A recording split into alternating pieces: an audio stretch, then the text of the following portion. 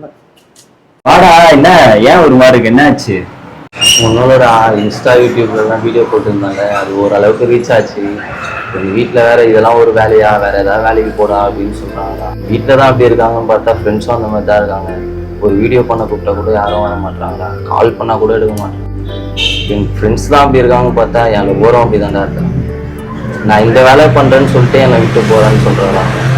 அதுவும் யாரு ஒரு வெளி மூஞ்சி மாதிரி இருக்காண்டா, அப்போ கூட போகிறாங்க. ரொம்ப கஷ்டமா இருக்கு. வேற ஏதாவது வேலைக்கு போயிடலான்னு இருக்காண்டா. உனக்கு நல்லது தாண்டா பண்ணிருக்காங்க அவங்க. என் கஷ்டத்தெல்லாம் வந்து உங்ககிட்ட சொன்னா நீ அவங்களுக்கு சப்போர்ட் பண்ணி பேசிட்டு இருக்க. உலகத்திலே பெஸ்ட் மோட்டிவேஷன் எது தெரியுமா? இப்படி பேசினாங்க அப்படின்னு சொல்லிட்டு நீ ஃபீல் பண்ற தெரியுமா, அதுவே உனக்கு வெறியா ரிஜெக்ட் பண்ணும் அப்படின்னு அவங்க ஃபீல் பண்ற அளவுக்கு நீ வாழணுடா. இன்னும் பெருசா சாதி. இப்ப நீ ஜெயிச்சு இருக்கிறது ஒரு பாயிண்ட் தான், இன்னும் நீ பெருசா வரணும்டா. அதை விட்டு போற அப்படி இப்படின்னு சொல்ற. நீ எவ்வளவு கஷ்டப்பட்ட இதை பண்றதுக்கு. இப்ப இது எல்லாமே கலைச்சு விட்டு போயிடலாம், வேலைக்கு போயிடலாம் அப்படின்னு முடிவு பண்ணிட்டேன். ஏன்னா நீ இதுக்கே கலங்க கூடாதுடா. உலகமே எதிர்த்தாலும் நான் எனக்கு இருக்கேன் அப்படின்னு நீ நினை. உன் மேல உனக்கு நம்பிக்கை. ஒரு எக்ஸாம்பிள் சொல்லவா? ஒரு சிலை உருவாகிறதுக்கு எத்தனை அடி வாங்குது தெரியுமா? உனக்கு வர பிரச்சனை இல்லாம அந்த உளிய சுத்திய மாதிரிதான். நீ அடி வாங்க வாங்க வாங்க நீ சிலையாவுற, நீ உருவாகுற.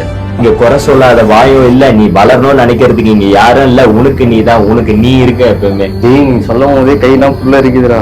இதெல்லாம் நடந்தா எப்படி இருக்கும்? சொல்லும் போதே எப்படி இருக்கு, இதெல்லாம் நடந்தா எப்படி இருக்கும்? பாதி கடல் தாண்டிடுறா, இன்னும் கால்வாசி கடல் தாண்டா. தயவு செஞ்சு தாண்டிடுறா. இவங்க அதை சொல்றாங்க இதை சொல்றாங்க அப்படின்னு உன் ஆம்பிஷனை இன்னைக்குமே விட்டுறாதுடா. கனவுலாம் போச்சுன்னா வரவே வராது. கண்ட கனவு கண்டிப்பா படிக்கிறா. வாழ் ஒண்ணு விட்டு போயிட்டா அப்படின்னு நீ சொன்னல, விட்டு போனதுக்கு அப்புறம் மூலையில உட்காந்து அழுகுறீங்கன்னா சாதாரண ஆளா? வேற மாதிரி ஆளுறாங்க. போய் வேலையை பாரு. ஜெயிச்சுட்டு தான் வந்து